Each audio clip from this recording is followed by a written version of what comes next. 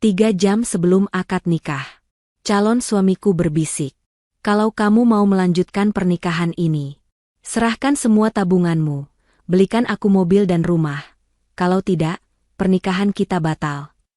Aku syok tapi dengan tenang, berkata, baik mas, akan kuurus semuanya. Saat itu juga kujalankan sebuah misi rahasia. 2 jam kemudian saat semua tamu sudah berkumpul, calon suamiku syok melihat. Sebelum ceritanya dimulai, silahkan tulis di kolom komentar dari daerah mana saja teman-teman yang menonton cerita ini. Jangan lupa like dan subscribe agar channel ini bisa semakin berkembang dan bisa mempersembahkan cerita yang lebih menarik lagi. Suasana di dalam gedung pernikahan itu terasa begitu sibuk dan penuh dengan ketegangan yang menyenangkan. Para panitia terlihat berlalu lalang memastikan setiap sudut dekorasi terlihat sempurna. Bunga-bunga segar telah tertata rapi di sepanjang lorong menuju pelaminan, menebarkan aroma harum yang semerbak ke seluruh ruangan. Di ruang rias pengantin wanita, Cynthia duduk menghadap cermin besar dengan perasaan campur aduk. Jantungnya berdebar kencang bukan hanya karena ia akan segera melepas masa lajangnya, tetapi juga karena ada perasaan ganjil yang sejak pagi mengganjal di hatinya. Wajahnya yang sudah dipoles riasan tampak cantik dan anggun, namun sorot matanya tidak bisa menyembunyikan kegelisahan. Putri, sahabat sekaligus penanggung jawab acara hari ini, sibuk membetulkan letak hiasan di kepala Cynthia agar terlihat simetris dan rapi. 3 jam sebelum akad nikah dimulai, pintu ruang rias terbuka perlahan. Ibu Jihan masuk dengan senyum lembut yang menenangkan. Wanita parubaya itu mendekati putrinya dan membelai bahu Cynthia dengan penuh kasih sayang. Ia menatap pantulan wajah anaknya di cermin dengan mata berkaca-kaca. Ibu Jihan berbisik pelan memberikan doa restu agar pernikahan putrinya berjalan lancar dan menjadi keluarga yang bahagia. Cynthia menggenggam tangan ibunya erat, berusaha mencari kekuatan dari sentuhan hangat wanita yang telah melahirkannya itu. Namun, momen haru itu tidak berlangsung lama karena tiba-tiba pintu ruangan kembali terbuka, kali ini dengan cara yang lebih kasar dan tanpa ketukan. Lukman berdiri di ambang pintu dengan wajah kaku. Ia mengenakan kemeja santai karena belum berganti pakaian pengantin. Tanpa basa-basi, Lukman meminta semua orang yang ada di dalam ruangan itu untuk keluar. Ia mengatakan ada hal sangat penting dan pribadi yang harus dibicarakan dengan Cynthia berdua saja sebelum akad nikah dimulai. Ibu Jihan dan Putri saling berpandangan dengan tatapan bingung. Putri sempat protes karena waktu persiapan semakin mepet, tetapi Cynthia memberi isyarat agar mereka menuruti permintaan Lukman. Dengan berat hati, Ibu Jihan dan Putri melangkah keluar ruangan, meninggalkan sepasang calon pengantin itu dalam keheningan yang mencekam. Setelah pintu tertutup rapat dan dikunci dari dalam, Lukman berjalan mendekati Cynthia yang masih duduk di kursi rias. Tidak ada senyum di wajah pria itu. Tatapannya dingin dan penuh perhitungan. Sangat berbeda dengan sosok Lukman yang selama ini dikenal Cynthia sebagai pria yang sopan dan penyabar.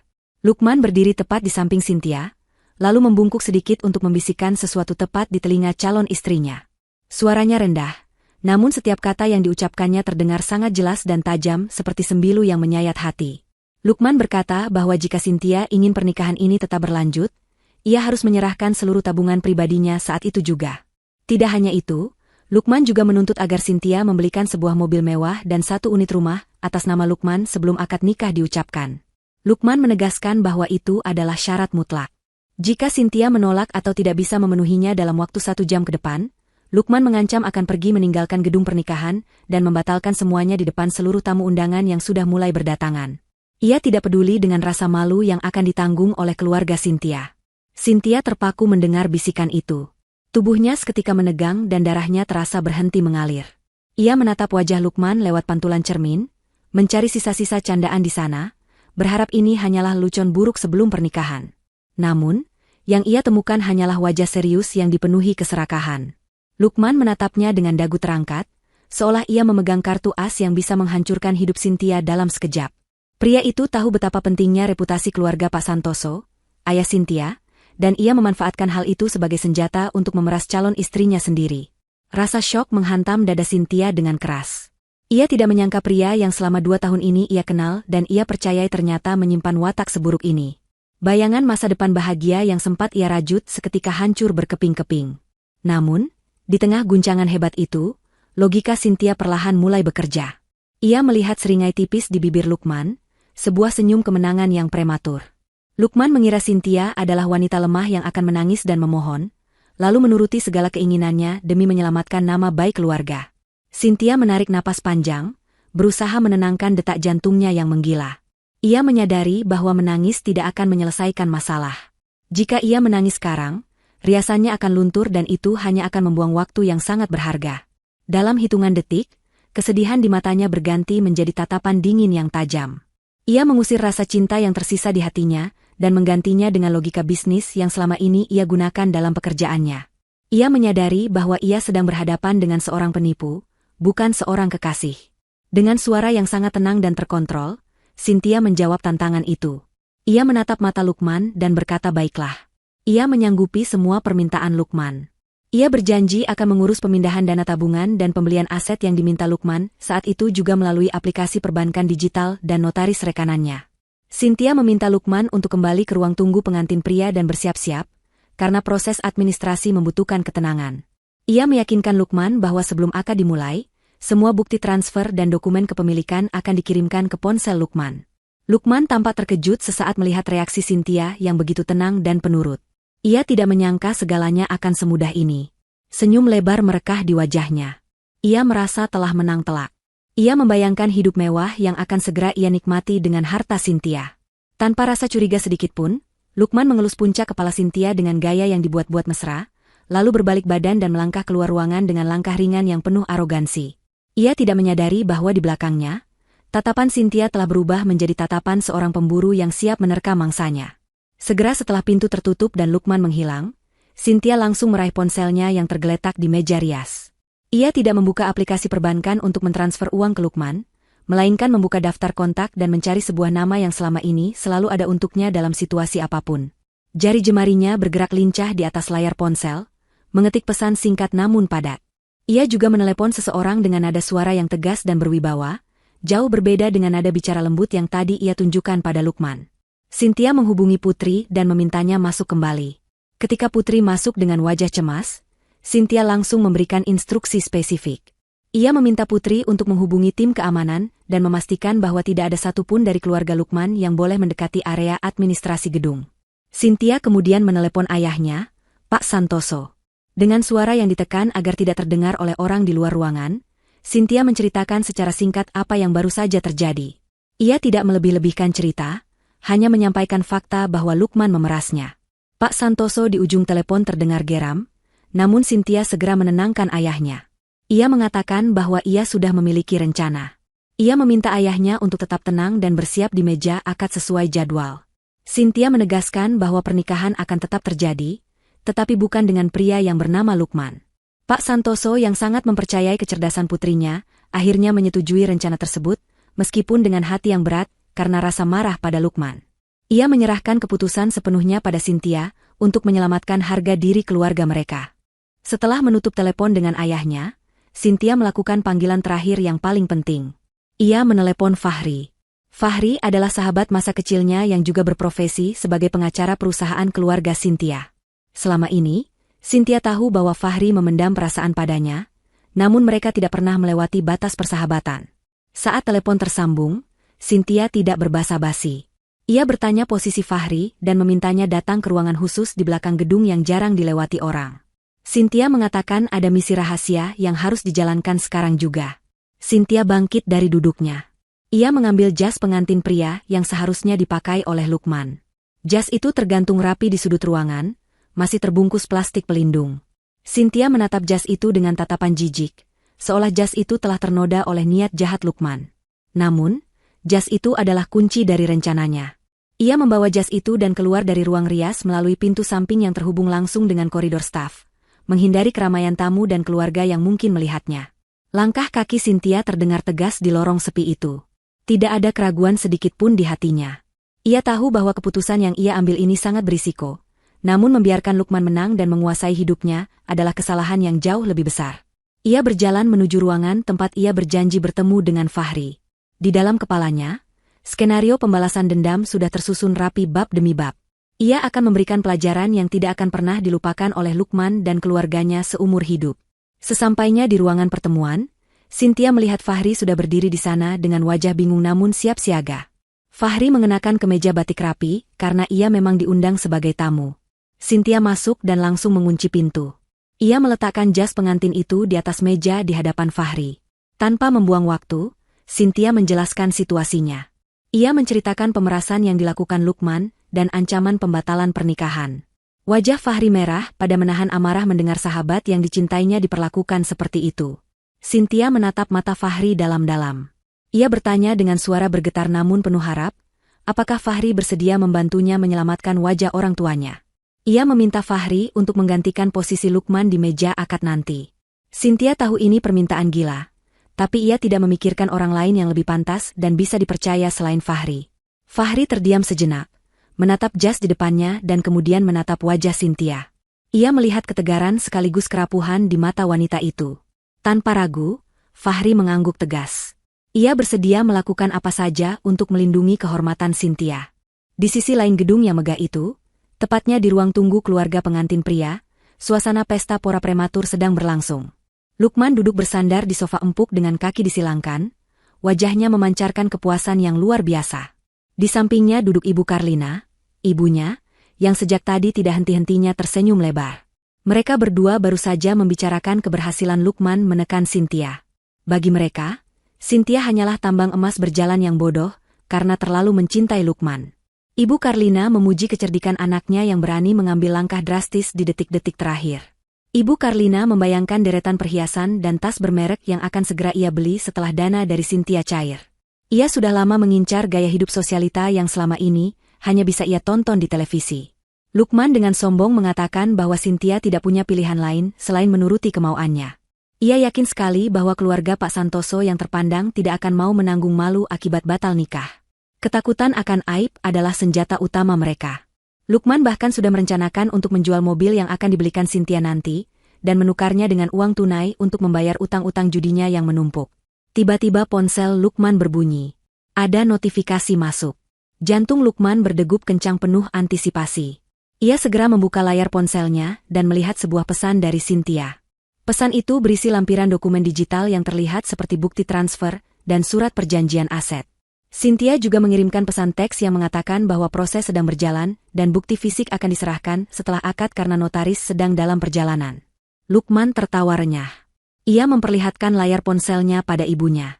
Ibu Karlina memeki kegirangan, matanya berbinar menatap angka-angka semu yang ada di layar itu.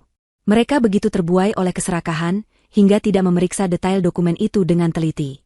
Jika saja Lukman membukanya dan membaca dengan seksama, ia akan melihat bahwa itu bukanlah bukti transfer dana masuk rekeningnya, melainkan bukti pemindahan aset dari rekening pribadi Cynthia ke rekening dana amanat yang tidak bisa diakses oleh siapapun kecuali Cynthia dan ayahnya.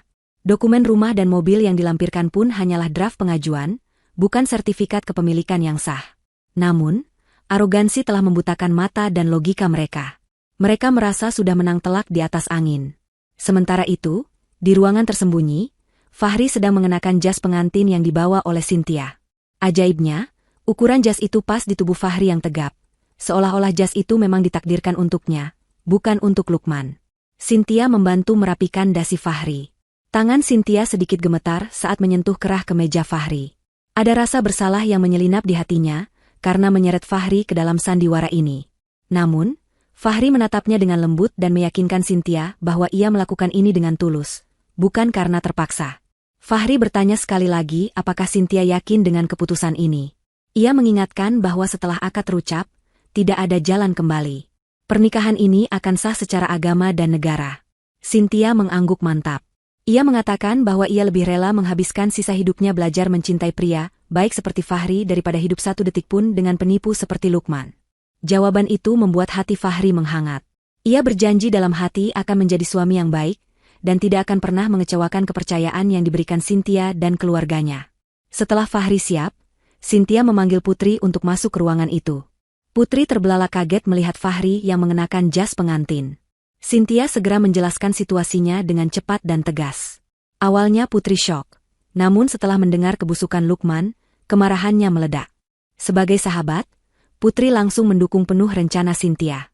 Cynthia memberikan tugas khusus pada Putri untuk mengondisikan alur masuk pengantin pria nanti. Putri harus memastikan bahwa Lukman dan keluarganya tidak curiga sampai detik terakhir.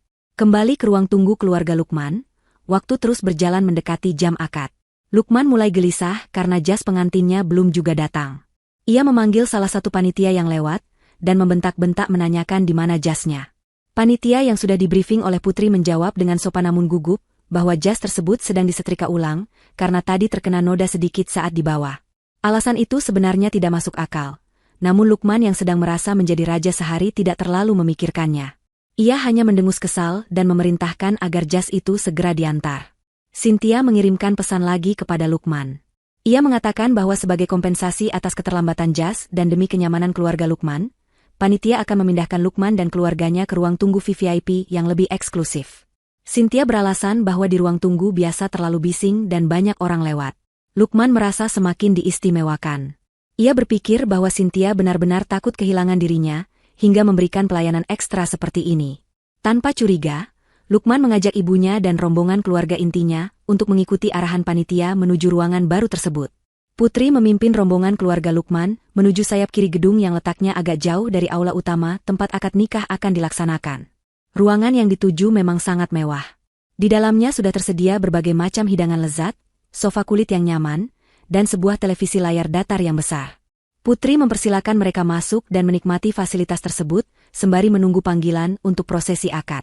Keluarga Lukman tampak norak dan kegirangan melihat kemewahan itu. Mereka langsung menyerbu makanan yang tersaji, tanpa mempedulikan etika.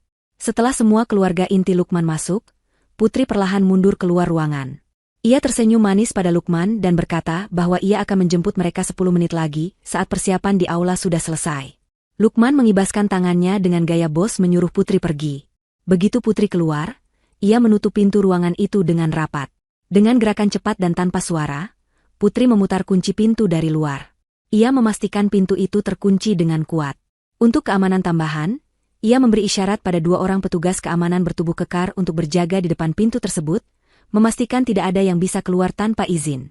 Di dalam ruangan VVIP, Lukman dan ibunya masih tertawa-tawa membicarakan rencana masa depan mereka. Mereka tidak sadar bahwa mereka baru saja masuk ke dalam sangkar emas yang disiapkan oleh Cynthia. Televisi di ruangan itu menyala, menampilkan siaran langsung suasana di aula utama pernikahan. Lukman melihat para tamu undangan sudah duduk rapi.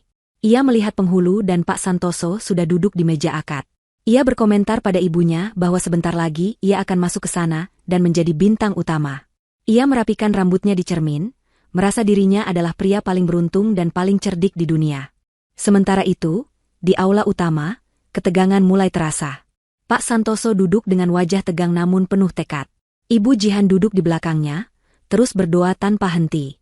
Tamu undangan mulai berbisik-bisik, karena pengantin pria belum juga muncul padahal jam sudah menunjukkan waktu akad. Cynthia berdiri di balik tirai pemisah, mengintip suasana aula.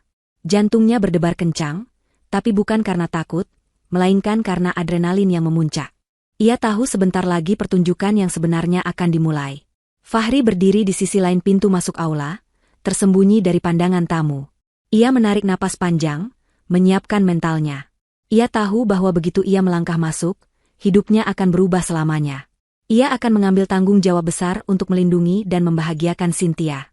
Ia membetulkan letak pecinya, lalu memberikan anggukan tegas pada Putri yang berdiri tidak jauh darinya. Putri membalas anggukan itu dan memberi kode pada MC acara melalui headsetnya. Di dalam ruangan VVIP yang terkunci, Lukman mulai mengerutkan kening. Ia melihat di layar televisi bahwa MC sudah mulai membuka acara. Loh, kok sudah dibuka? Aku kan belum di sana? Jas aku mana? Gumam Lukman bingung. Ia mencoba membuka pintu ruangan untuk memanggil panitia, namun gagang pintu itu tidak bisa diputar. Ia mencoba menarik dan mendorongnya, tapi pintu itu terkunci rapat. Kepanikan mulai menjalar di wajahnya. Ia menggedor pintu dengan keras sambil berteriak memanggil orang di luar. Namun suara musik gamelan dari speaker di dalam ruangan itu, dan jarak yang jauh membuat suaranya tidak terdengar sampai ke aula utama. MC di aula utama dengan suara lantang mengumumkan bahwa calon pengantin pria akan segera memasuki ruangan. Semua mata tamu undangan tertuju ke pintu utama. Lukman di dalam ruang VVIP menempelkan wajahnya ke layar televisi, matanya melotot tak percaya. Ia melihat pintu aula terbuka lebar. Sosok pria gagah mengenakan jas pengantin, jas yang seharusnya menjadi miliknya, berjalan masuk dengan langkah pasti diiringi syalawat Nabi.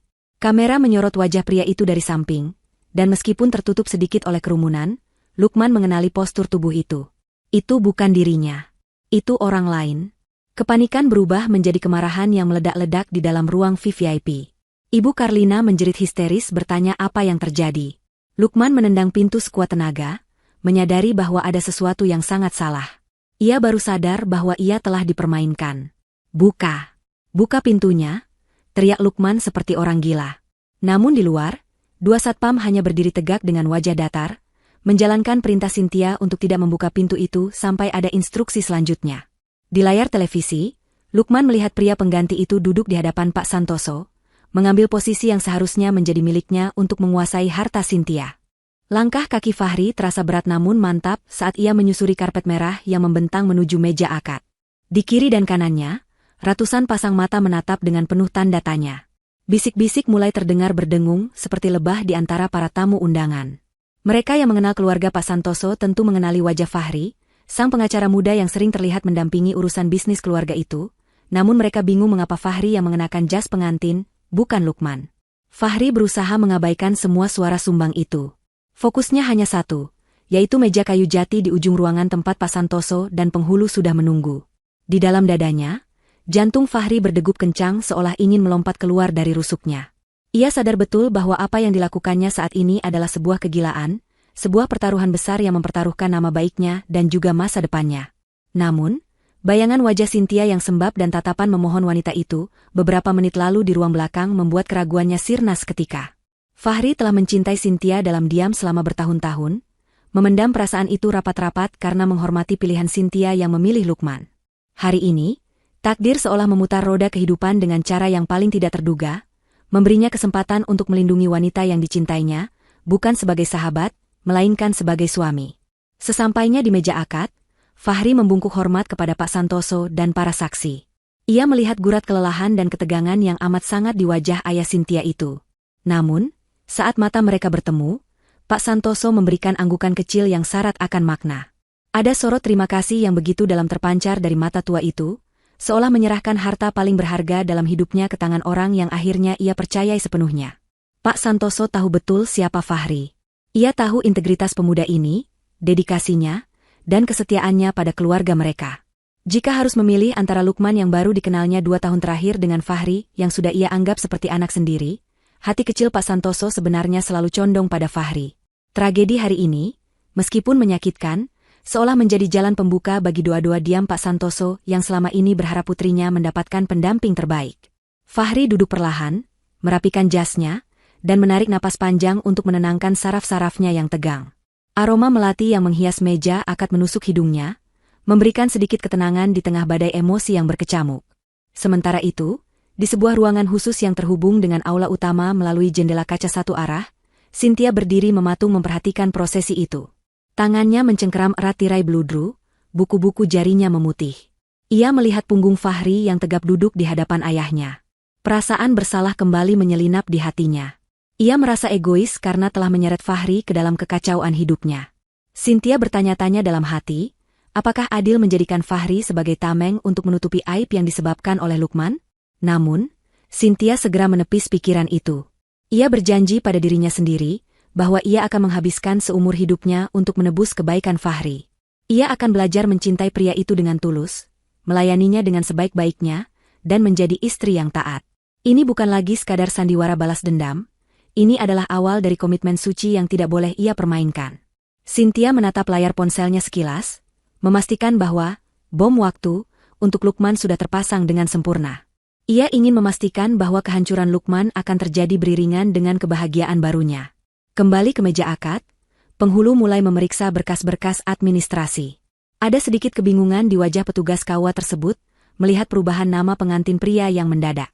Namun, Fahri dengan tenang mengeluarkan dokumen yang sudah ia persiapkan. Sebagai pengacara, Fahri selalu berpikir 10 langkah ke depan.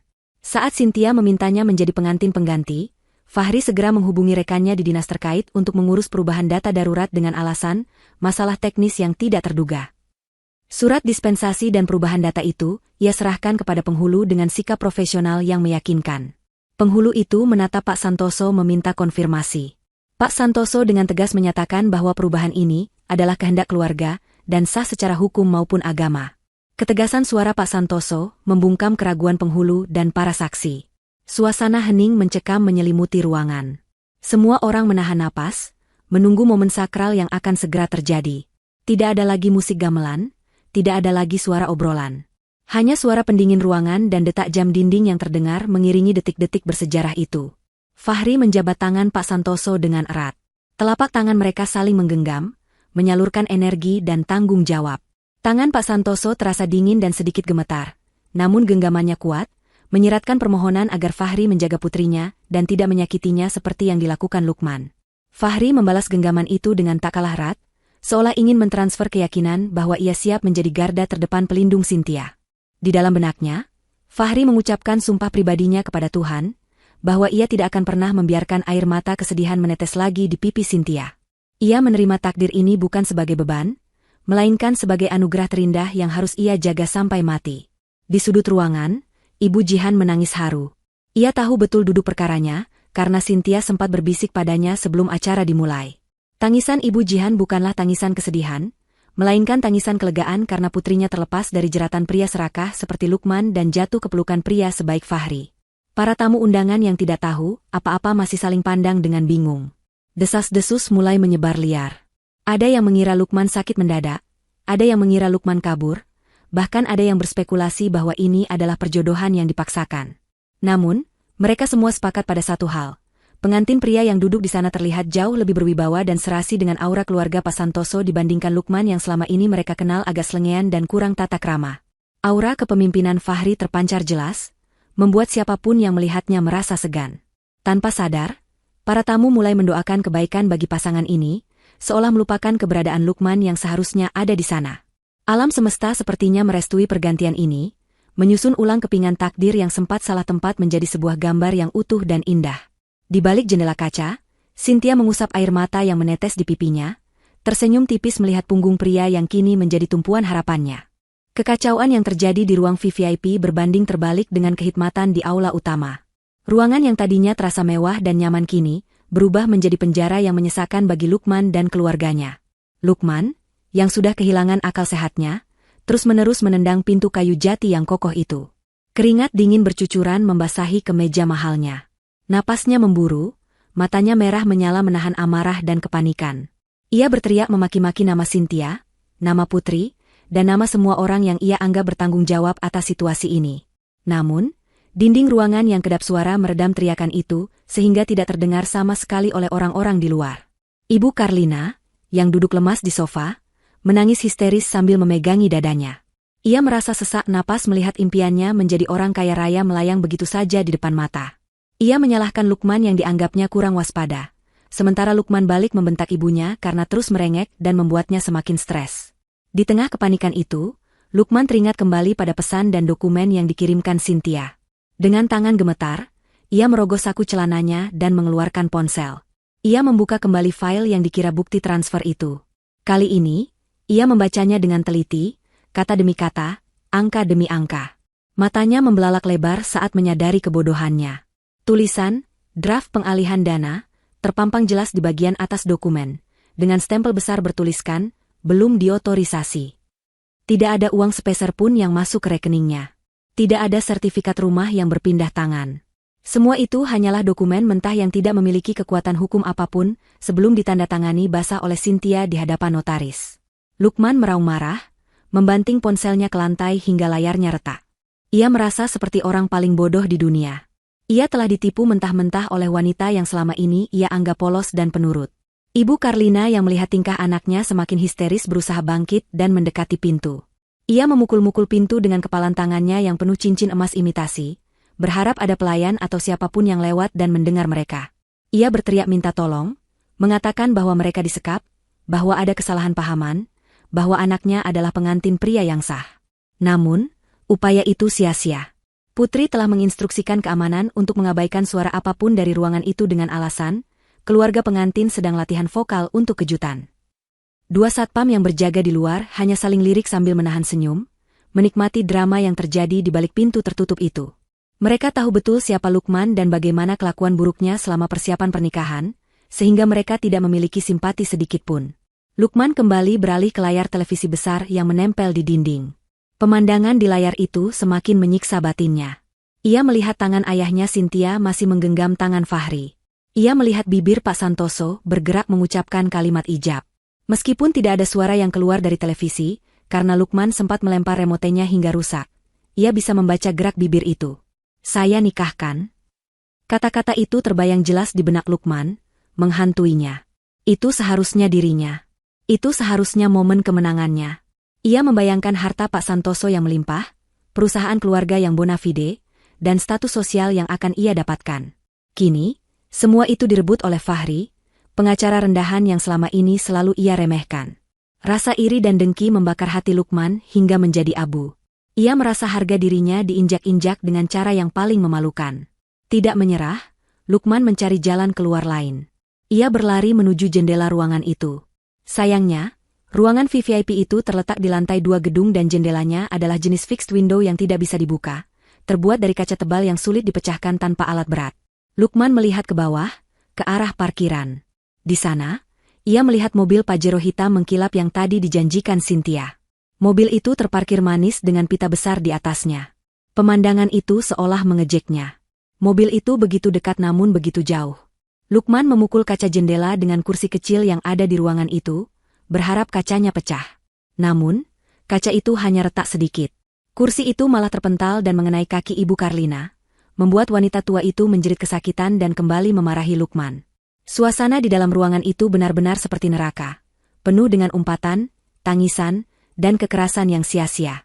Di tengah keputusasaan itu, Lukman melihat sepupunya, salah satu rombongan keluarga yang ikut terkurung, menemukan sebuah celah ventilasi udara di bagian atas dinding dekat toilet.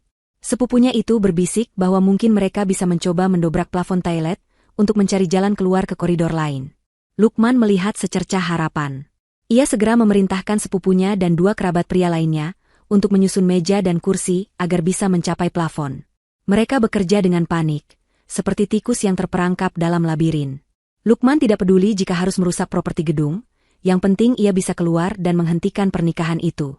Ia bertekad untuk membuat keributan di aula, mempermalukan Cynthia, dan menuntut haknya. Ia yakin bahwa jika ia membuat skandal, Pak Santoso akan takut dan membatalkan pernikahan dengan Fahri. Usaha mereka membuahkan hasil. Plafon toilet yang terbuat dari gipsum berhasil dijebol. Sepupu Lukman memanjat naik dan menemukan bahwa ruang di atas plafon terhubung dengan koridor staf kebersihan. Dengan susah payah, sepupu Lukman merangkak dan akhirnya berhasil turun di koridor luar yang tidak dijaga. Ia segera berlari memutar dan membukakan kunci pintu ruangan VVIP dari luar. Begitu pintu terbuka, Lukman langsung menghambur keluar seperti banteng yang terluka. Ia tidak mempedulikan ibunya yang tertatih-tatih atau kerabatnya yang lain. Pikirannya hanya satu, menuju aula utama secepat mungkin sebelum kata "sah" terucap. Wajahnya merah padam, rambutnya acak-acakan, dan matanya liar. Ia berlari menyusuri lorong-lorong gedung yang berliku, menabrak beberapa pelayan yang membawa nampan kotor, hingga piring-piring pecah berserakan. Suara langkah kaki Lukman yang berlari kencang bergema di lorong sepi. Napasnya tersengal-sengal, dadanya terasa sakit, tapi adrenalin memaksanya terus bergerak. Ia mendengar suara mikrofon dari arah aula utama semakin jelas. Jaraknya tinggal beberapa belokan lagi. Ia harus sampai tepat waktu. Ia harus menghancurkan kebahagiaan Cynthia sebagaimana Cynthia telah mempermainkannya. Di belakangnya, Ibu Karlina dan rombongan keluarga lainnya berusaha mengejar dengan napas ngos-ngosan, sambil terus memaki-maki pihak wedding organizer. Mereka terlihat seperti rombongan orang gila yang lepas dari rumah sakit jiwa, merusak pemandangan gedung yang indah itu. Tepat saat Lukman berbelok di tikungan terakhir yang menghadap langsung ke pintu ganda aula utama, ia mendengar suara lantang Pak Santoso dari pengeras suara, "Tunai." Hati Lukman mencelos. Ia mempercepat larinya, mengerahkan sisa tenaga terakhirnya. Ia menabrak pintu aula dengan keras, membuat kedua daun pintu itu terbuka lebar dengan suara brak yang menggelegar. Cahaya blitz kamera menyilaukan matanya sesaat. Semua kepala di dalam ruangan itu menoleh ke arah pintu. Di sana, berdiri Lukman dengan penampilan kacau balau, keringat membasahi seluruh tubuhnya, napasnya memburu seperti binatang buas. Namun, di saat yang bersamaan, terdengar koor serempak dari para saksi dan tamu undangan yang menggema memenuhi ruangan, sebuah kata yang menjadi vonis mati bagi harapan Lukman, "Sah." Kata itu menggema berulang-ulang di telinga Lukman, lebih menyakitkan daripada tamparan fisik manapun. Ia terlambat. Hanya selisih beberapa detik, namun detik-detik itu telah mengubah segalanya. Fahri dan Cynthia kini telah resmi menjadi suami istri. Lukman berdiri mematung di ambang pintu, lututnya terasa lemas. Pemandangan di depannya, Fahri yang sedang menengadahkan tangan berdoa dan Cynthia yang mencium tangan Fahri dengan takzim, membuat darah Lukman mendidih. Ia tidak terima. Ia tidak akan membiarkan ini berakhir begitu saja. Dengan sisa-sisa kesombongannya, Lukman melangkah masuk ke dalam aula, memecah keheningan doa dengan teriakan lantang yang penuh kemarahan. Hentikan. Pernikahan ini tidak sah. Saya ditipu. Teriakan itu sontak membuat suasana menjadi riuh rendah, mengubah momen sakral menjadi awal dari sebuah drama besar yang akan segera terungkap. Malam itu, udara di luar terasa lembab setelah hujan turun sepanjang sore, menyisakan aroma tanah basah yang menyeruak masuk ketika pintu kaca lobi hotel terbuka. Tania berjalan setengah langkah di belakang Farhan, kepalanya sedikit tertunduk, berusaha menyembunyikan kegugupan yang melanda hatinya. Farhan telah mewanti-wanti sejak mereka masih di rumah bahwa malam ini adalah malam yang sangat penting bagi kelangsungan bisnisnya. Acara makan malam yang diadakan oleh perusahaan besar ini dihadiri oleh banyak kolega penting, termasuk Pak Santoso, sosok yang sangat dihormati oleh Farhan karena pengaruhnya yang besar dalam dunia bisnis properti. Farhan berhenti sejenak di depan pintu masuk ruang serbaguna yang megah, lalu menoleh ke arah Tania dengan tatapan tajam yang penuh peringatan. Ia merapikan kerah kemejanya dan mendekatkan wajahnya ke telinga Tania, membisikkan ancaman dingin agar istrinya itu terus tersenyum dan tidak melakukan kesalahan sekecil apapun yang bisa mempermalukannya di depan umum. Tania hanya mengangguk pelan, tangannya yang dingin meremas tas kecil yang ia bawa, berusaha menelan ludah yang terasa perat di tenggorokan. Mereka melangkah masuk ke dalam ruangan yang dipenuhi cahaya lampu kristal yang berkilauan. Suara denting gelas dan percakapan para tamu berdengung memenuhi udara. Farhan seketika mengubah raut wajahnya menjadi sosok pria yang ramah, penuh wibawa, dan sangat mencintai istrinya. Ia melingkarkan lengannya di pinggang Tania, sebuah gestur yang bagi orang lain terlihat mesra. Namun bagi Tania terasa seperti jerat besi yang siap meremukan tulang rusuknya jika ia salah bertingkah. Farhan membawa Tania menyapa beberapa tamu, tertawa renyah menanggapi lelucon yang sebenarnya tidak lucu, sementara Tania hanya menyunggingkan senyum tipis sebagai formalitas. Di sudut ruangan, Tania melihat sosok Galuh yang sedang berbincang dengan seorang pria. Galuh, teman lama Tania yang juga mengenakan hijab dengan gaya sederhana namun elegan, menoleh dan matanya langsung menangkap keberadaan Tania. Ada kilatan kekhawatiran di mata Galuh saat melihat senyum kaku di wajah sahabatnya itu, seolah ia bisa membaca penderitaan yang tersembunyi di balik riasan wajah Tania. Farhan menarik Tania menuju meja bundar di bagian depan, tempat Pak Santoso duduk bersama beberapa orang lainnya. Pak Santoso, pria parubaya dengan rambut yang sudah memutih seluruhnya namun masih tampak bugar, menyambut kedatangan mereka dengan senyum lebar. Di sebelahnya duduk Rendra, tangan kanan Pak Santoso yang dikenal cerdas dan teliti. Farhan menyalami Pak Santoso dengan penuh hormat, membungkukkan badannya sedikit lebih rendah dari biasanya, menunjukkan betapa ia sangat ingin mengambil hati pria tua itu. Pak Santoso memuji keserasian pasangan muda di hadapannya, mengatakan bahwa Farhan sangat beruntung memiliki istri yang penurut dan anggun seperti Tania. Farhan tertawa bangga, tangannya menepuk punggung tangan Tania yang ada di atas meja, namun cengkeramannya terlalu kuat hingga kuku-kuku Farhan menancap di kulit Tania. Tania menahan ringisannya, tetap mempertahankan senyum di bibir meski rasa perih menjalar dari punggung tangannya.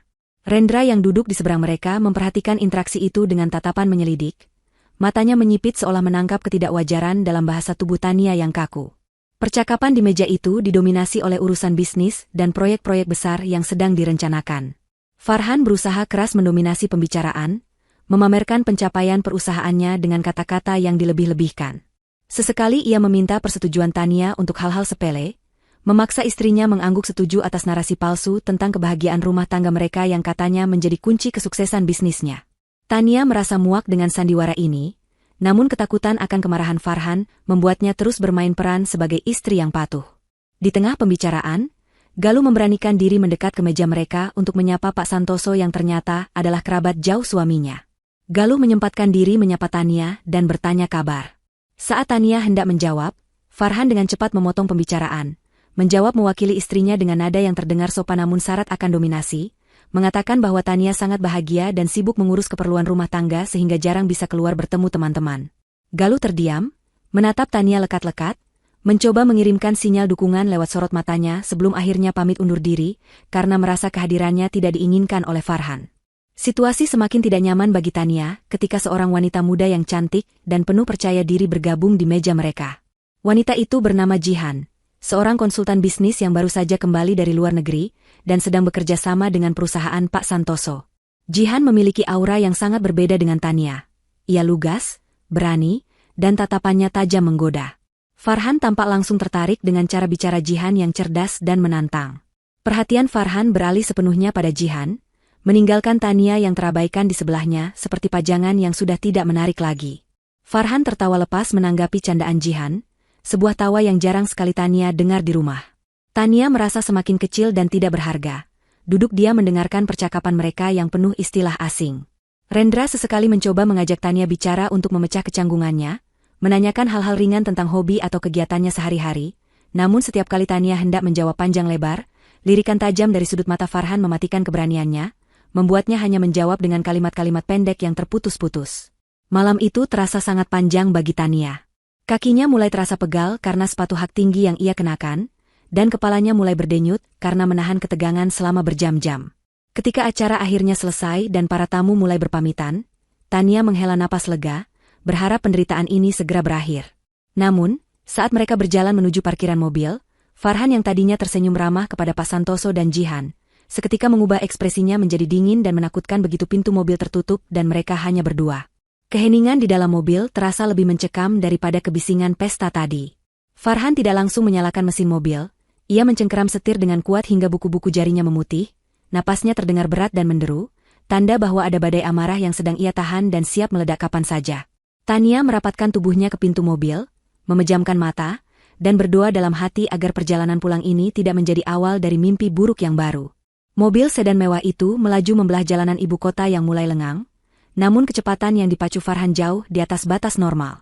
Tania mencengkeram sabuk pengamannya dengan erat, wajahnya pucat pasi melihat jarum speedometer yang terus naik. Ia tidak berani mengeluarkan satu suara pun, tahu betul bahwa menegur cara menyetir Farhan saat suaminya sedang emosi sama saja dengan menyiram bensin ke dalam api. Farhan menyetir dengan kasar, menyalip kendaraan lain dengan manuver berbahaya, melampiaskan kekesalan yang entah bersumber dari mana. Di dalam benak Farhan, malam ini tidak berjalan sesempurna yang ia rencanakan. Ia merasa Tania tadi sempat melakukan kesalahan fatal saat menjawab pertanyaan Rendra, jawaban yang menurut Farhan terlalu bodoh dan mempermalukan intelektualitasnya sebagai suami. Selain itu, kehadiran Galuh yang mencoba mengakrabkan diri dengan Tania juga memicu rasa curiga Farhan yang posesif. Ia tidak suka ada orang luar yang mencoba masuk ke dalam lingkaran kendalinya terhadap Tania. Sesampainya di rumah, Farhan membanting pintu mobil dengan keras dan berjalan cepat masuk ke dalam tanpa menunggu Tania. Tania bergegas menyusul, langkahnya tertatih karena kakinya yang sakit. Begitu pintu utama tertutup, Farhan langsung berbalik dan menatap Tania dengan nyalang. Tanpa aba-aba, ia mulai memuntahkan segala cacian yang sudah ia tahan sejak di pesta tadi. Ia menyebut Tania sebagai wanita yang tidak tahu diuntung, yang tidak bisa bersosialisasi dengan benar, dan hanya menjadi beban saat dibawa ke acara penting. Farhan mengungkit momen ketika Tania terlihat gugup saat disapa oleh Pak Santoso, menuduh Tania sengaja memasang wajah menderita agar orang-orang mengasihaninya dan berpikir bahwa Farhan adalah suami yang jahat. Tuduhan itu begitu menyakitkan karena justru itulah kenyataannya. Namun Tania tidak berani membela diri. Ia hanya menunduk, air mata mulai mengalir membasahi pipinya, memohon maaf dengan suara lirih atas kesalahan yang sebenarnya tidak ia lakukan. Farhan tidak peduli dengan permintaan maaf Tania. Ia berjalan mondar-mandir di ruang tengah, emosinya semakin meluap ketika teringat pada sosok Jihan. Dengan kejam, Farhan mulai membanding-bandingkan Tania dengan Jihan. Ia memuji Jihan sebagai wanita modern yang cerdas, mandiri, dan bisa menjadi mitra diskusi yang sepadan. Sangat berbeda dengan Tania yang ia sebut sebagai wanita kolot yang membosankan. Kata-kata Farhan menghujam jantung Tania, meruntuhkan sisa-sisa harga diri yang ia miliki. Mendengar suaminya memuji wanita lain di hadapannya dengan begitu terang-terangan, membuat hati Tania hancur berkeping-keping. Farhan bahkan mengatakan bahwa seharusnya ia menikah dengan wanita seperti Jihan yang bisa menunjang karirnya, bukan dengan Tania yang hanya bisa mengurus dapur dan sumur. Tania terisak pelan, rasa sakit di hatinya jauh lebih menyiksa daripada lebam fisik yang pernah ia terima. Keesokan harinya, suasana rumah masih terasa panas. Farhan berangkat kerja pagi-pagi sekali tanpa menyentuh sarapan yang sudah disiapkan Tania. Setelah kepergian Farhan, Tania duduk termenung di meja makan, menatap kosong ke arah taman belakang. Tiba-tiba ponselnya bergetar, sebuah pesan masuk dari nomor yang tidak dikenal. Ternyata itu adalah pesan dari Putri, sepupu Tania yang sudah lama tidak ia temui karena larangan Farhan. Putri menanyakan kabar Tania dan mengatakan bahwa ia dan Karlina, tante mereka, sangat merindukan Tania. Putri juga menyebutkan bahwa Karlina sempat melihat Tania di foto acara pesta semalam yang diunggah oleh salah satu tamu di media sosial, dan Karlina merasa khawatir melihat sorot mata Tania yang tampak redup. Membaca pesan itu, pertahanan Tania runtuh kembali. Ia sadar bahwa ia tidak sendirian, masih ada keluarga yang peduli padanya, Namun tembok yang dibangun Farhan begitu tinggi, hingga ia tidak tahu bagaimana cara menjangkaunya tanpa memicu perang besar. Siang harinya, Tania dikejutkan oleh kedatangan tamu tak diundang. Bel rumah berbunyi, dan ketika Tania mengintip dari monitor intercom, ia melihat sosok Jihan berdiri di depan pagar. Jihan datang dengan alasan ingin mengantarkan berkas penting milik Farhan yang tertinggal di kantor Pak Santoso semalam. Dengan ragu, Tania membukakan pintu pagar. Jihan melangkah masuk dengan gaya anggun yang penuh percaya diri, matanya menyapu sekeliling rumah mewah itu dengan tatapan menilai. Saat berhadapan dengan Tania, Jihan tersenyum manis, namun senyum itu tidak mencapai matanya. Jihan memberikan berkas tersebut kepada Tania, namun ia tidak langsung pergi. Ia justru mulai memancing pembicaraan, menyiratkan bahwa ia dan Farhan memiliki komunikasi yang intens di luar urusan pekerjaan. Jihan menceritakan betapa Farhan sering mengeluh tentang kehidupannya di rumah yang membosankan, dan betapa Farhan membutuhkan seseorang yang bisa mengerti ambisinya. Kata-kata Jihan tersusun rapi namun berbisa. Setiap kalimatnya dirancang untuk membuat Tania merasa semakin tidak aman dan tidak berharga. Jihan seolah ingin menegaskan posisinya yang lebih superior dibandingkan Tania. Tania berusaha tetap sopan, namun tangannya gemetar saat memegang berkas milik suaminya. Ia menyadari bahwa ancaman terhadap rumah tangganya bukan hanya berasal dari kekerasan Farhan, tetapi juga dari kehadiran wanita lain yang siap masuk kapan saja. Sebelum pergi, Jihan sempat menyentuh bahu Tania pelan, memberikan tatapan simpati yang palsu, dan mengatakan agar Tania lebih banyak belajar merawat diri agar suaminya tidak mencari hiburan di luar. Setelah mobil Jihan menghilang dari pandangan, Tania terduduk lemas di lantai teras. Pikirannya berkecamuk, rasa takut kehilangan bercampur aduk dengan rasa sakit karena dikhianati. Meskipun ia tahu Farhan adalah sumber penderitaannya, namun doktrin sebagai istri yang harus berbakti masih mengikatnya begitu kuat. Malam harinya, Farhan pulang dengan wajah yang lebih cerah dari biasanya, namun keceriaan itu bukan untuk Tania. Farhan langsung menanyakan apakah Jihan sudah datang mengantar berkas. Ketika Tania menyerahkan berkas itu, Farhan tersenyum puas dan memuji Jihan sebagai wanita yang bisa diandalkan. Farhan kemudian masuk ke kamar mandi sambil bersenandung, meninggalkan Tania yang berdiri mematung di kamar tidur. Ponsel Farhan yang tergeletak di atas nakas tiba-tiba menyala, menampilkan notifikasi pesan singkat. Tania yang biasanya tidak pernah berani menyentuh barang privasi suaminya, kali ini didorong oleh rasa penasaran dan sakit hati yang mendalam, melirik ke arah layar ponsel tersebut. Nama Jihan tertera di sana dengan pesan yang singkat namun mesra, mengucapkan terima kasih atas makan siang yang menyenangkan tadi. Hati Tania mencelos. Ternyata di balik kesibukan kerjanya, Farhan meluangkan waktu untuk bersama wanita lain. Kesadaran ini memukul Tania dengan keras, bahwa penderitaannya selama ini tidak memiliki arti apa-apa bagi Farhan, dan bahwa suaminya itu tidak hanya jahat secara fisik dan verbal, tetapi juga seorang pengkhianat yang tidak memiliki moral. Tania meletakkan kembali ponsel suaminya dengan tangan gemetar ke posisi semula, tepat sebelum pintu kamar mandi terbuka. Uap hangat mengepul keluar bersamaan dengan munculnya Farhan yang tampak segar dengan handuk melilit pinggang. Tania segera memejamkan mata, berpura-pura tidur dengan napas yang ia atur sedemikian rupa agar terlihat tenang, meski jantungnya berdegup kencang seolah ingin meledak. Farhan tidak menyadari gejolak yang sedang terjadi dalam batin istrinya, ia hanya melirik sekilas ke arah tubuh Tania yang memunggunginya, lalu sibuk dengan rutinitas perawatan wajahnya di depan cermin. Malam itu berlalu dengan siksaan batin yang luar biasa bagi Tania. Ia berbaring di sebelah pria yang telah berjanji melindunginya di hadapan penghulu, namun kini pria itu pula yang menorehkan luka paling dalam. Setiap tarikan napas Farhan yang teratur dalam tidurnya terdengar, seperti ejekan bagi Tania yang terjaga sepanjang malam, meratapi nasib pernikahannya yang berada di ujung tanduk. Bayangan pesan mesra dari Jihan terus menari-nari di pelupuk matanya, mengikis habis kepercayaan yang selama ini ia pertahankan mati-matian. Keesokan paginya, setelah Farhan berangkat kerja dengan sikap dingin yang sudah menjadi makanan sehari-hari, Tania meminta izin untuk pergi berbelanja kebutuhan bulanan. Farhan mengizinkan dengan syarat Tania harus mengirimkan foto struk belanja dan kembali tepat waktu sebelum jam makan siang. Dengan perasaan was-was namun juga membawa sedikit harapan, Tania memacu mobil sederhananya menuju supermarket besar di pusat kota. Ia tidak hanya berniat membeli bahan makanan, tetapi ia memiliki rencana lain. Semalam, setelah pergulatan batin yang panjang, Tania memberanikan diri mengirim pesan singkat kepada Galuh saat Farhan sudah tertidur lelap, mengajaknya bertemu sebentar di tempat yang sekiranya aman dari pantauan kenalan suaminya.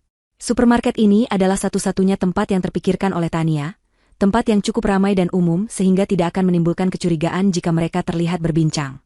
Di lorong bagian bumbu dapur, Tania melihat sosok Galuh yang sedang memilah botol kecap. Galuh mengenakan pakaian muslimah yang rapi, Wajahnya tampak cemas menanti kedatangan Tania. Begitu melihat Tania mendekat, Galuh langsung memeluk sahabatnya itu dengan erat, seolah menyalurkan kekuatan. Tania tidak kuasa menahan air matanya.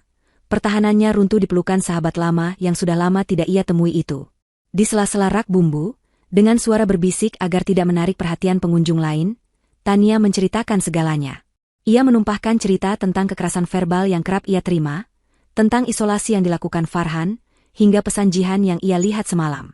Galuh mendengarkan dengan wajah merah pada menahan amarah, tangannya mengepal kuat mendengar betapa menderitanya Tania di balik kemewahan hidup yang terlihat dari luar. Galuh memegang kedua bahu Tania, menatap matanya lekat-lekat, dan berkata dengan tegas bahwa ini tidak bisa dibiarkan. Galuh mengingatkan Tania bahwa ia memiliki hak untuk bahagia dan selamat. Ia menawarkan bantuan hukum melalui kenalannya jika Tania siap untuk melawan, atau setidaknya tempat perlindungan sementara jika situasi di rumah menjadi tak terkendali. Namun, ketakutan Tania terhadap Farhan sudah mengakar begitu dalam. Ia takut jika ia melawan, Farhan akan melakukan hal yang lebih nekat kepada keluarganya, terutama kepada ibu Tania yang sedang sakit-sakitan di kampung. Tania menolak tawaran itu dengan halus, mengatakan bahwa ia belum siap dan hanya butuh teman bicara untuk meringankan bebannya. Galuh menghela napas kecewa namun, memaklumi kondisi psikologis Tania yang terguncang. Sebelum berpisah, Galuh menyelipkan sebuah kartu nama kecil ke dalam saku gamis Tania, kartu nama seorang konsultan pernikahan yang juga advokat perlindungan perempuan, berpesan agar Tania menyimpannya baik-baik di tempat yang tidak akan ditemukan Farhan. Perjalanan pulang terasa begitu berat bagi Tania. Pertemuan dengan Galuh memberinya sedikit kelegaan karena akhirnya ada orang lain yang tahu penderitaannya. Namun di sisi lain, ketakutan akan ketahuan Farhan semakin menghantui. Sesampainya di rumah, Tania segera menyembunyikan kartu nama pemberian Galuh di sela-sela tumpukan buku resep lama yang tidak pernah disentuh Farhan. Ia kemudian sibuk menata belanjaan di dapur, berusaha bersikap senormal mungkin. Namun, takdir sepertinya sedang ingin menguji Tania lebih jauh. Sore harinya, Farhan pulang lebih awal dengan membawa kabar yang membuat darah Tania berdesir hebat. Farhan mengatakan bahwa malam ini mereka akan kedatangan tamu penting untuk makan malam, dan tamu itu adalah Jihan serta Rendra. Farhan meminta Tania memasak hidangan istimewa dan melayani mereka dengan sempurna. Menekankan kata, sempurna, dengan nada ancaman yang kental. Tania hanya bisa mengangguk patuh, sementara hatinya menjerit menolak harus melayani wanita yang sedang merusak rumah tangganya. Aroma masakan menguar memenuhi ruang makan yang telah ditata apik oleh Tania. Ia telah menghabiskan waktu berjam-jam di dapur, kakinya terasa bengkak karena terlalu lama berdiri, namun ia tidak berani beristirahat barang sejenak. Farhan duduk di sofa ruang tengah, matanya tak lepas dari layar ponsel, sesekali tersenyum simpul membaca pesan yang masuk. Senyum yang seketika lenyap saat ia menoleh ke arah dapur untuk meneriaki Tania agar lebih cepat bekerja. Bel pintu berbunyi tepat pukul 7 malam. Farhan beranjak dengan semangat untuk membukakan pintu, menyambut Jihan dan Rendra dengan keramahan yang dibuat-buat. Jihan datang dengan mengenakan pakaian kerja yang modis namun tetap sopan, sementara Rendra tampil rapi dengan kemeja batik. Tania keluar dari dapur membawa nampan berisi minuman, menyapa tamu suaminya dengan senyum kaku. Jihan menatap Tania dari ujung kepala hingga ujung kaki dengan sorot mata yang sulit diartikan, campuran antara rasa kasihan dan kemenangan. Makan malam dimulai dengan suasana yang terasa ganjil.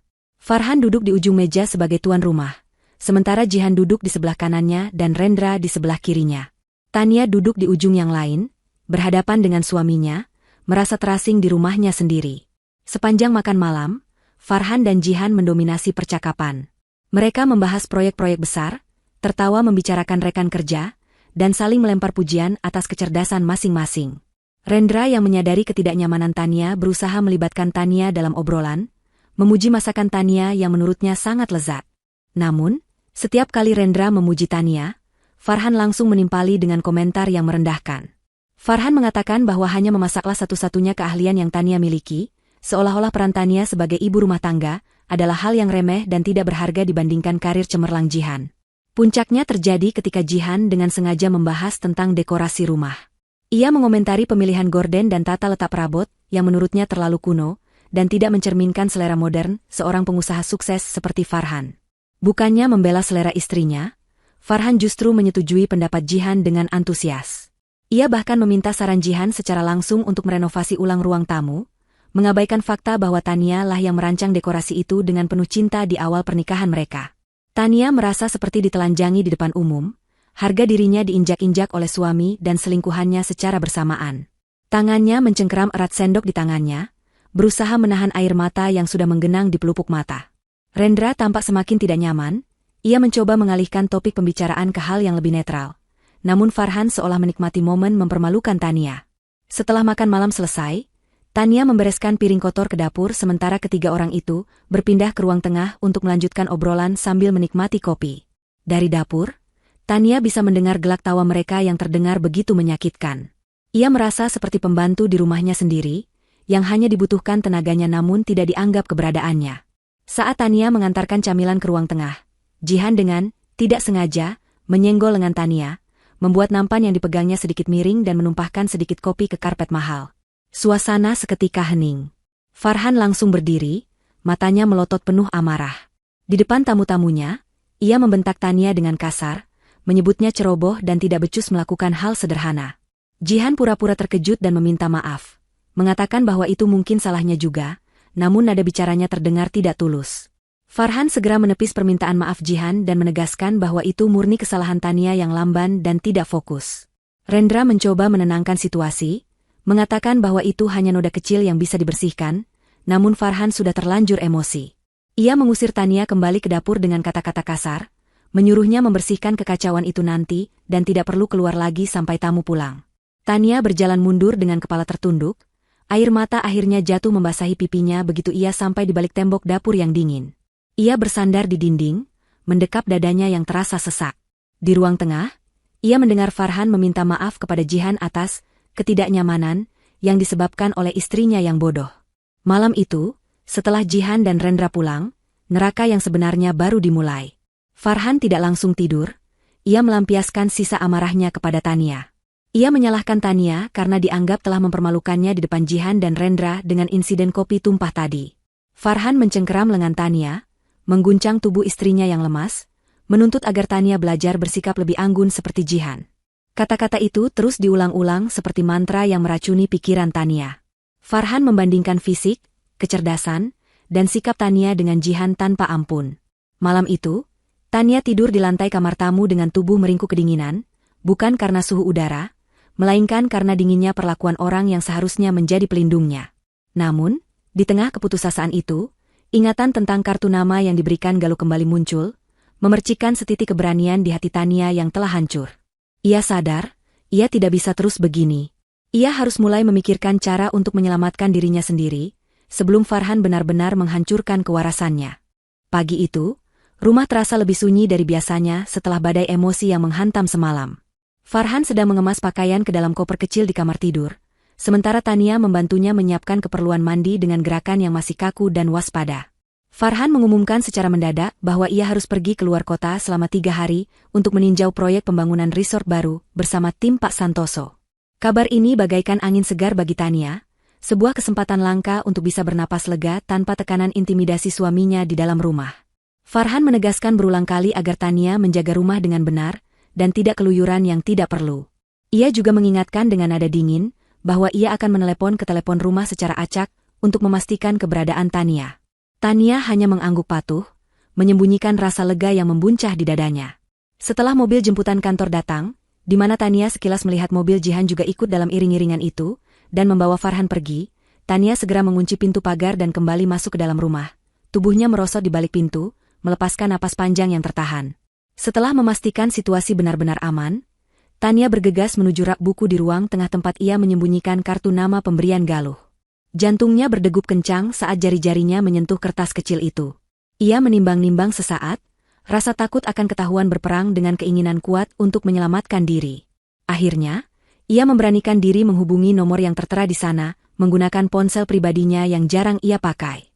Suara wanita yang tenang di ujung telepon menyambutnya, memperkenalkan diri sebagai konsultan hukum rekanan Galuh. Percakapan itu berlangsung singkat namun padat. Tania tidak menceritakan detail kejadian secara gamblang karena masih ada keraguan. Namun ia mendapatkan nasihat penting tentang bagaimana mulai mengumpulkan bukti-bukti kekerasan, baik fisik maupun psikis, tanpa memicu kecurigaan pelaku. Nasihat itu membuka mata Tania bahwa diam dan menerima nasib bukanlah jalan keluar, melainkan jalan menuju kehancuran yang lebih dalam. Siang harinya, Tania memutuskan untuk mengambil risiko. Ia memesan taksi online dan pergi ke rumah Tante Karlina. Ia tahu Farhan akan marah besar jika tahu, tapi ia butuh penguatan mental dari keluarganya. Sesampainya di rumah Karlina yang asri dan penuh tanaman hijau, Tania disambut oleh Putri yang langsung memeluknya erat. Karlina, wanita parubaya yang tegas namun penyayang, menatap keponakannya dengan mata berkaca-kaca melihat perubahan fisik Tania yang semakin kurus dan sorot mata yang redup. Di ruang keluarga yang hangat, jauh dari kemewahan dingin rumah Farhan, Tania akhirnya menceritakan sebagian penderitaannya. Ia bercerita tentang Jihan, tentang hinaan Farhan, dan tentang isolasi yang ia alami. Karlina mendengarkan sambil menggenggam tangan Tania erat, menyalurkan kekuatan seorang ibu yang sudah lama tidak Tania rasakan sejak ibunya sendiri sakit di kampung. Karlina tidak langsung menyuruh Tania bercerai saat itu juga karena ia tahu prosesnya tidak mudah bagi mental Tania yang sedang rapuh. Namun ia menanamkan keyakinan bahwa Tania berharga. Karlina mengingatkan Tania pada sosok Tania yang dulu ceria dan berprestasi sebelum menikah dengan Farhan. Putri juga memberikan dukungan, mengatakan bahwa ia siap menjadi saksi atau membantu apapun jika Tania membutuhkan. Pertemuan itu tidak berlangsung lama karena Tania harus segera pulang sebelum jam-jam rawan saat Farhan mungkin menelepon. Namun, efek dari pertemuan itu sangat besar. Tania pulang dengan membawa sisa-sisa keberanian yang mulai tumbuh.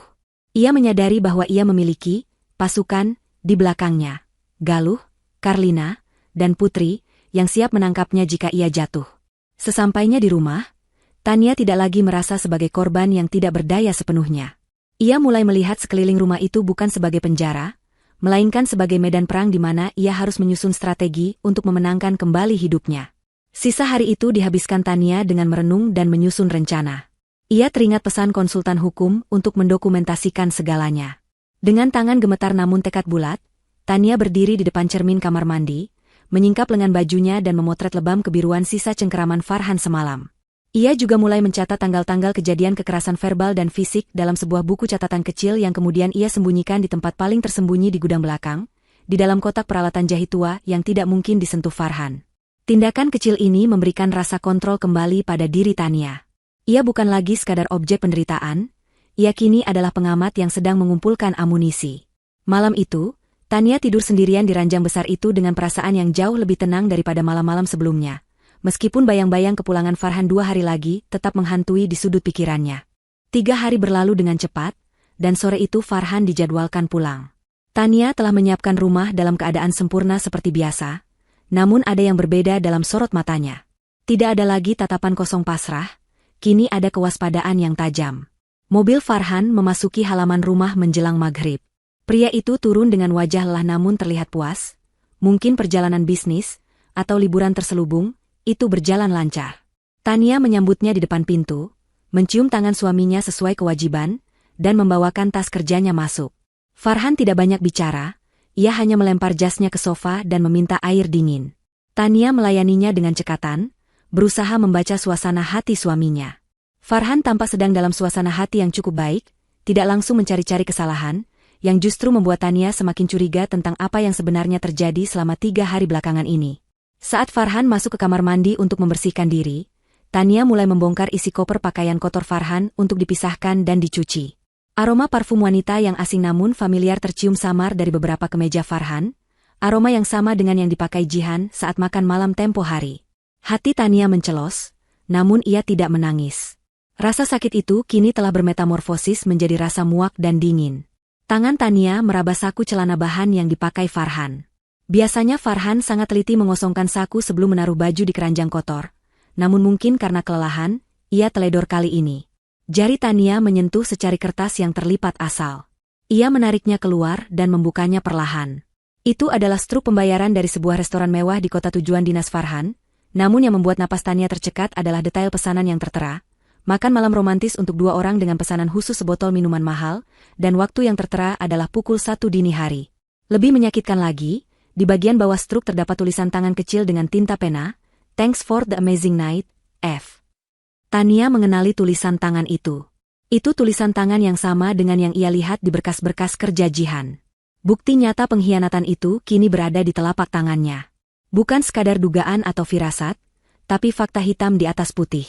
Tangan Tania gemetar, bukan karena sedih, tapi karena adrenalin. Ia segera mengambil ponselnya, memotret struk tersebut dengan jelas, memastikan setiap detail tulisan terbaca, lalu segera mengembalikan kertas itu ke saku celana Farhan seolah tidak pernah disentuh. Ia harus bertindak cerdas. Jika ia mengonfrontasi Farhan sekarang, ia hanya akan mendapatkan penyangkalan dan kekerasan fisik lagi tanpa hasil apa-apa. Ia membutuhkan lebih banyak bukti yang tidak bisa disangkal, bukti yang akan membuatnya memenangkan haknya jika kelak ia melangkah ke pengadilan agama. Tania baru saja selesai memasukkan pakaian ke dalam mesin cuci ketika Farhan keluar dari kamar mandi dan berteriak memanggilnya. Tania bergegas menghampiri suaminya di kamar tidur. Farhan sedang berdiri di depan lemari, mengeluhkan susunan baju kaosnya yang menurutnya tidak sesuai urutan warna. Itu adalah alasan yang dicari-cari, Tania tahu itu. Farhan mulai mengoceh tentang ketidakbecusan Tania mengurus hal sepele padahal ia sudah bekerja keras mencari uang. Kali ini, Tania mendengarkan caci maki itu dengan perasaan yang berbeda. Kata-kata kasar Farhan tidak lagi menembus hatinya, melainkan terpantul oleh tembok pertahanan mental yang baru ia bangun. Dalam hati, Tania mencatat setiap kalimat hinaan itu sebagai bahan bakar untuk keberaniannya. Ia menjawab dengan suara pelan dan tenang, "Maaf, Mas, nanti aku rapikan lagi," tanpa nada gemetar sedikitpun. Reaksi Tania yang terlalu tenang justru membuat Farhan heran. Biasanya Tania akan menangis atau terlihat panik ketakutan. Farhan menatap istrinya dengan mata menyipit, mencari tanda-tanda pemberontakan, namun wajah Tania datar tanpa ekspresi. Farhan mendengus kesal karena tidak mendapatkan kepuasan melihat ketakutan di mata istrinya, lalu ia beralih mengambil ponselnya dan sibuk berbalas pesan sambil tersenyum-senyum sendiri. Tania melihat pemandangan itu dari pantulan cermin meja rias. Ia melihat suaminya yang begitu asyik dengan dunia rahasianya, sama sekali tidak menghargai keberadaan istri sah di ruangan yang sama. Tania perlahan mundur keluar kamar dengan alasan menyiapkan makan malam. Di dapur, sambil memotong sayuran, otak Tania berputar cepat. Ia teringat saran Galuh tentang keamanan finansial. Tania sadar ia tidak memegang kendali atas uang, Farhan hanya memberinya uang belanja pas-pasan secara tunai setiap minggu. Jika ia ingin pergi, ia butuh dana darurat. Tania mulai memikirkan cara untuk menyisihkan uang belanja sedikit demi sedikit, atau mencari barang-barang berharga miliknya sendiri dari masa lalu yang mungkin masih tersimpan dan bisa dijual. Ia teringat pada sepasang anting emas pemberian mendiang ayahnya yang ia simpan di laci tersembunyi kotak perhiasannya. Farhan tidak pernah tahu tentang perhiasan itu karena Tania jarang memakainya. Itu bisa menjadi modal awalnya. Malam itu, di meja makan, Tania melayani Farhan dengan topeng barunya, istri penurut yang menyimpan belati di balik punggungnya. Perang dingin di rumah mewah itu baru saja memasuki babak baru, di mana Tania tidak lagi sekadar bertahan, tapi mulai merencanakan serangan balik dalam senyap.